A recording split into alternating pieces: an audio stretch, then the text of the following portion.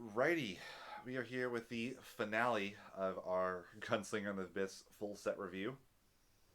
And we are going to do the light, dark, and limit breaks today, so this should be a bit of a shorter one, which is good. So up first, we have Rala. This is our light legend of the set. Uh, it's a 4 cost with 9,000 power, Job of the Last Mercy from Cat 14. If you receive damage while it's active, you dull him. The damage becomes 0 instead. When active Rala becomes dulled, choose a forward, break it, and then pay 2 and activate them.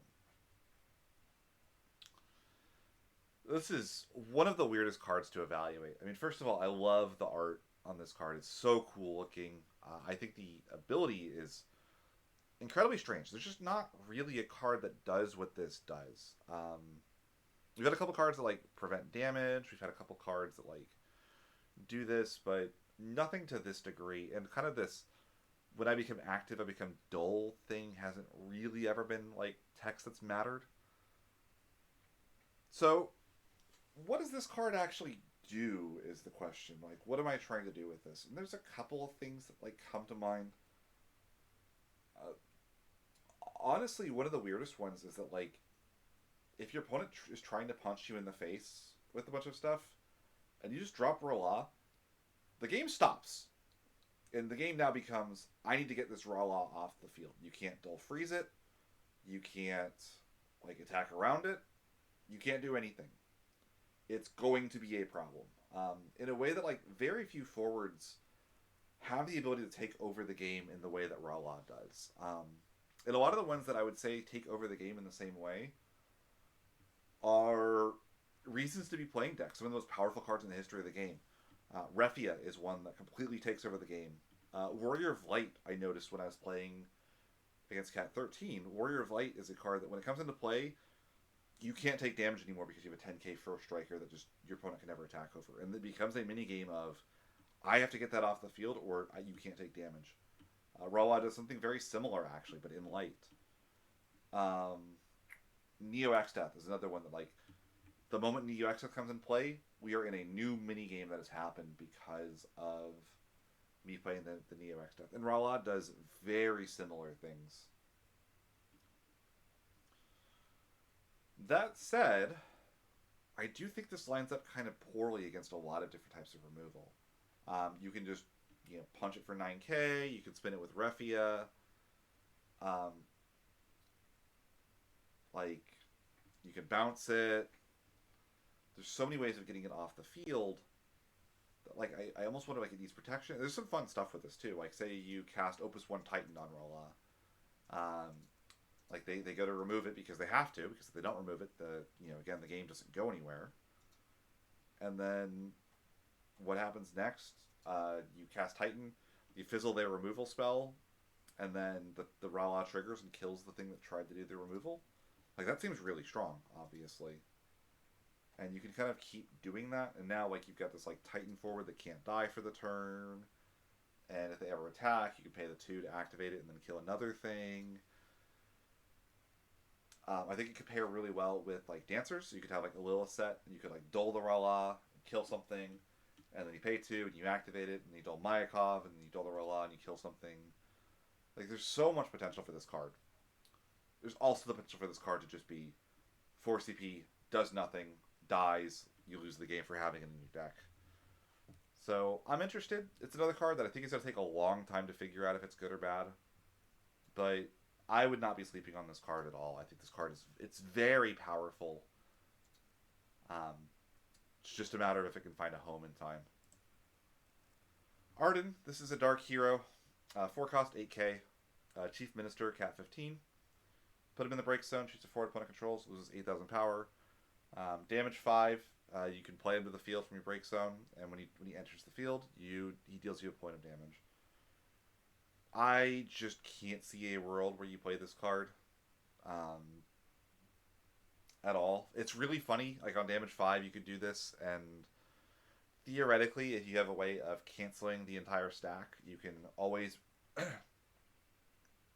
I'm surprised that like they did this with Ardan, but you can always play Ardan from break zone, sack Ardan, choose himself, and then before the damage resolves, play him again and do that over and over again. You get like infinite forward ETBs. You can shrink your opponent's entire field. Like a lot of like weird text that like doesn't feel like it was intentional is on this card. I don't know how if it's any good. If we ever had the ability to donate, it'd be funny to donate your opponent a Civ Randell, and then like Ardan doesn't deal you the point of damage when you play him. Again, like who cares at that point? But it's just weird. We've got a couple of these recently, like the Ilua, the Dark Ilua comes to mind. It's like a dark forward that just clearly doesn't have a reason, like a place it'll see any play. They're kind of struggling to make these light and dark hero slots like exciting and playable. I think like Fusoya from last set was like more exciting, but like it was Ilua the set before it, I want to say, and just not a lot of these have been very good recently. Card that is really good and interesting is Zodiac. This is a dark primal from Cat 14. Has haste and 9,000 power, and you can tap him and sack a forward to choose a forward. It's removed from the game, and your opponent removes a card in their hand from the game. Or you can tap him, sack him, put a forward in the break zone, reveal a card your opponent breaks zone from the game, draw a card. Only use this once per turn. So this is kind of either the greatest removal spell of all time or Mist Dragon. And something very unique to this card that we just haven't had in the game before this is a sacrifice outlet. And a really good one at that. Like removal or break zone hate and card draw for a sack outlet is really strong. But we've never had a deck that wants to do this before. Like obviously, sack Leo, put the Leo in the cauldron and then remove a thing. 7 CP, remove 2 things from play. That's kind of just better. What's it? The Nidhogg legend, right? Like Nidhogg with upside is. I don't know if Nidhogg with upside is good enough, but maybe you untap this and then you do it again on your opponent's turn, or something I noticed in limited is that because you can do the choose a forward opponent controls root from the game, opponent removes a card in their hand from the game.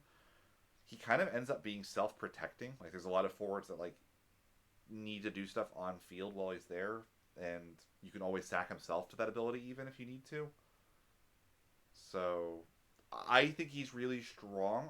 I don't know what the shell that plays him looks like, but like I could see a world where this guy sees play and is a very strong card in some number of decks. Amaranth. Yeah, 7 cost limit break. Job Fighter from Cat 9, 7,000 power. LB1 enters the field, shoots a forward, deal it 3k for every 2 fire characters you control. I think he's okay. So obviously he's competing with like Vincent. He's slower and a little more expensive than Vincent, but he doesn't set you back. And notably, I think LB1 does a lot of heavy lifting for this guy. I'm not excited to play this forward, but especially if I'm in mono fire or in a fire X deck where there's enough fire cards. I always say it, but like I would do anything to get an Une off the field sometimes, and paying for this guy from limit break that just doesn't cost you anything else otherwise is he'll kill an Une for you. Limit break 1 is good because in mono fire you really probably are like if you're in mono fire, Montleonis is a huge reason to be doing that. Going for Vincent would cut you out of your last LB. With Amaranth, you can still go for a Zac at some point over the course of the game. Or like a Luso to help line up the Montleonis. So I think he's good. I think he's going to see some amount of play. I don't think he's an all-star or like the greatest LB ever printed, but I think he's a solid role player, which is kind of usually what I'm looking for out of LB these days. Retical Knight Garland. 6 cost Knight from Pictologic and Mobius. LB2 enters the field, choose 2 backups, freeze them, has 8,000 power. First time I read this guy, I was like, he's like fine. Could kind of be work as a tempo play. Like, it's a world where you go like turn 1, you play a Minwoo, you freeze their first backup. Turn 2, you play this, you freeze the next 2 backups. Turn 3, you play Vincent, you freeze the next, you freeze 3 backups. Turn 4, you play another thing that freezes all their backups, and your opponent has played 4 or 5 backups, and they've never gotten a single CP value out of them. Like, that's kind of funny. But, like, it's really expensive for that when you factor in what Vincent is instead. But, like, he's in the LB deck, obviously he'll be fine at that. Like, there'll be games where he'll come up and he'll probably do well. And then I realized the job was Job Knight, and it's not a contested name for Knights. And I realized this card is actually very, very good.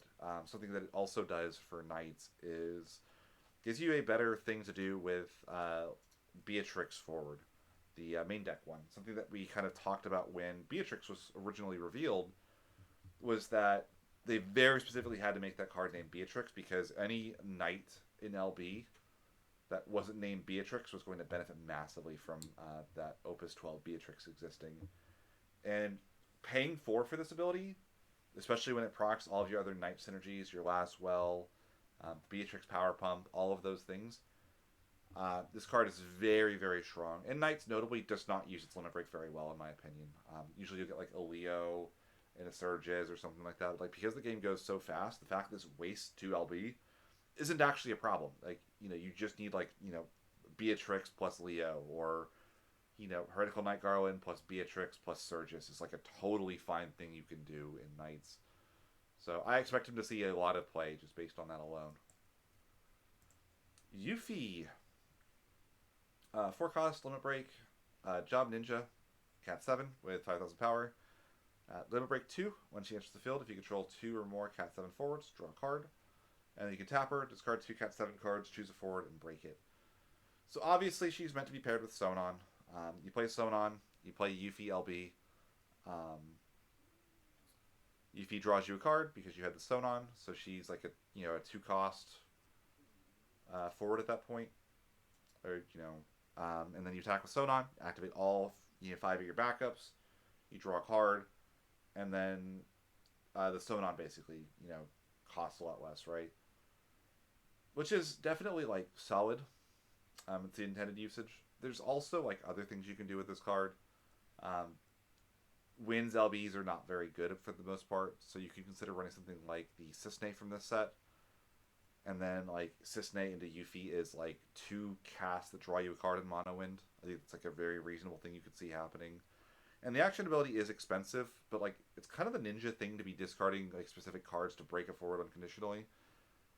And it comes up. Like, there are going to be games where, like, tapping Yuthi and then doing the equivalent of casting a 2 CP Odin to break a forward is really good. So I expect to see some amount of play, especially when we get to 2-deck format and people start trying to figure out what the best mono win deck looks like, and they break out the mono win players. Dark Fina. I think this was a lot of people's favorite art when it was spoiled. 9 cost LB from category Brave Exvius. Sage of Hess, LB3 with 9,000 power. When she enters the field, you can cast a summon a cost 7 or less from your hand without paying the cost. When you cast a summon, choose a character, and you break summon, add to your hand. Only on your turn, only once each turn. A lot of text on this. It's really powerful, but there's some issues with it. So that first ability obviously intentionally boxes out casting Arc with it. They don't want you casting Arc with this. Fair enough. The problem with that is that, like, you now have a situation where even if you play this off of 5 backups, if you draw 2 for turn, Dark Fina does not have a summon to cast. So you have to have 5 backups plus a card in hand at the start of your turn, which is already, like, a lot of investment in this card. And then, like, cast a, but, like, okay, let's say we go 9 CP for Dark Fina, cast a summon for free, pick up a character. It's very similar in text to Dragon King, the Lightning Earth one. That one was get 2 characters, break it forward if you have all of the, if you have 4 of each on field, 4 Earth, 4 Lightning. I like Dark Fina a lot better. I think she's a lot more flexible than Dragon King, and then she obviously, like, because she gives you the recurring value, she gets back character. Actually, I think Dragon King got back character as well. But I could see a world where this sees play in Chaos Arc decks, as you play this, you get like a Kusith, and then you pick up a character, your Chaos again, and you're kind of off to the races. And if they don't deal with Dark Fina, you get to kind of keep drawing. Notably, this is a way of getting back character from Limit Break, which is very rare. Earth actually does not have easy ways of picking up monsters, which is relevant. That said, it is really expensive, and you're going to sometimes play her, and she's going to die on the next turn, and you're going to feel really, really bad. So I like her. I think she's really neat and really cool. I wish you could, get the draw on both players' turns. I don't think that would have been too good, but I still think she's going to see some amount of play and some experimentation in Chaos Arc specifically. Shanto. This one kind of blew up the Discord when it was spoiled. Half of the group was like, "This is the worst card I've ever read," and half of us are like, "I don't. I would play this card." So what does she do? So 9 cost, Shanto, Job Mage, Cat 11, 8,000 power, LB3. When she enters the field, choose 2 active forwards opponent controls and break them. So initially, everybody kind of is like, well, this does nothing to Yuna. Obviously, now that Yuna's gone, that's kind of nice. And to that, I would say, like, also, she didn't have to do anything to Yuna. Like, if you're in Lightning, you already have access to Ixion and Cloud and a bunch of other ways of doing it. You would just flip Shanto in that matchup. What I think this card is really good at, though, is doing the Surges thing. Like, there are situations in the game where you're just winning, and you need to keep winning, and your opponent puts down blockers because they have to, and you just go Shanto LB, break the 2 blockers, I win the game. And again, I will pay any amount of CP to get Une off the field. And also, I think Lightning's LBs are the worst in the game. I think Lightning has by far the worst LBs outside of Cloud. I'm only excited to play Cloud and Lightning. I'll usually will have a Nyx, I'll have a Gilgamesh, I'll have a Sephiroth, to get big stuff sometimes. But I think Edge is unplayable. I think Lightning, 1 copy of in some decks is good. But I think Shanto genuinely operates on a new axis for Lightning and gives them something new from LB that they actually wanted, which is this kind of aggressive board wipey push. And it's funny because other people are like, well, this card, it costs 9, it should win you the game. I was like, well, it does. That's the thing about the card, is it does win you the game for playing it. And I think that that's really strong. I don't know. I can't be down on this card. And they're like, well, it's only hits active forwards, only hits 2. And I'm trying to think, if this is a main deck card, how much would this reasonably cost? It would probably be a 5 cost main deck forward, I would say. Say Shanto was 5 cost, 8k, main deck, choose 2 active forwards, break them. It probably wouldn't see any play. But it would be the best card in that limited set. And usually cards that are good at limited do really well in the LB deck, from what I've noticed. So, yeah, you're paying a little bit more for the convenience of it being an LB, but it still flips for other LBs when it's not good, and when it is good, it wins you the game. So I really, really, really like Shanto. I think she's actually one of the best LBs in the set. Refia. Boy, what a name. 6 cost LB, category WAF, White Mage, LB2 with 5,000 power. When she enters the field, you get to play a category WAF forward 3 or less to the field. It's a weird one because water really is not an element for WAF. So you're in this situation where you have to think what are the generic things you can do with WAF, and there's not that many exciting ones. The new Undead Princess came out this set. Obviously, you can play with it. Discard and a Crystal. One of my favorite pet cards from back in the day were the Opus 16 WAF Twins. The Lan gives you the ability to dull with sort of combat if you had a monster to remove, and the Rain gives you haste every combat if you remove a monster. I think those are really interesting and powerful cards that you could consider.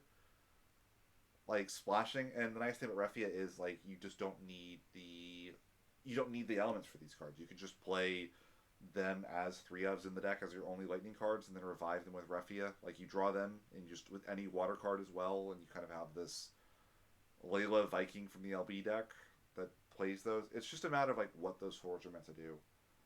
Snow in Ice is a card that I really like as well. Just attack, dull Frieza thing. Is she going to see a lot of play?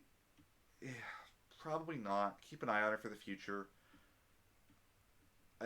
There could be a day where they print the right WAF character that makes you really want to do this. I guess Earth Water, she's also decent. You play the Seraphy, go get Tama, play the Tama. That's like 3 forwards. So, last up, we have Lightning. 5 cost LB, 8,000 power. LB1, Job, Ravager, Lassie. There's 7 or more face-up cards in your LB deck. She gains haste, and when she leaves the field, you can either play Lightning at cost 4 or less for free, or search for a Lightning and add it to your hand. So she's neat. I think that the abilities on her, like that first ability is going to have her see some play regardless.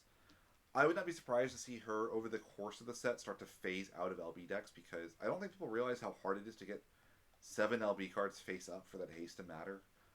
It's going to come up a lot less than I think people realize, because you can't just go like cast Leo, cast Lightning, LB deck is empty, go for game, because the LB isn't in your LB deck, so you don't have 7 face up cards. But it will come up, and people have always said the thing they wanted the most from the LB deck is a hasted forward. So this is the second LB that could potentially have, third LB that could potentially have haste between Red 13 and Magna Rotor. So that's neat. Second ability, I think is probably has to be relevant, but it's a leave the field trigger. It almost feels like an apology for Leo. Like, yeah, sorry, we should have done that with Leo. Here's a card that kind of doubly tries to fix the issues that Leo had. I think it's going to see some amount of play. It plays, like, that text is going to matter. Searching, gosh, well, I mean, Lightning has literally the most cards in the game, so pick your poison. Earth Lightning, Water Lightning, Lightning, Opus 16, Uno Lightning, Opus 15, 1 cost, Ice Lightning, New Lightning Legend, Ice Lightning Legend, or Ice Lightning, Lightning. All of those are cards and decks where this card could see some amount of play and use. So, I think she's powerful. I'm not excited to play her, but I wouldn't be surprised to see her show up somewhere. So, that's it for the set review. I am not going to have time to record a tier list before I set off for Gold Coast, so it's going to have to wait until after. I'll get that. I'll get some deck list reviews for the first 2 Materia Cups in Portland and in Germany. We'll talk about them, discuss everything that's happening with the meta. So stay tuned. Like, comment, subscribe. Tell me your favorite card from the set if you made it this far. What's the card you're most excited for that you think people aren't excited for? And we'll talk again soon.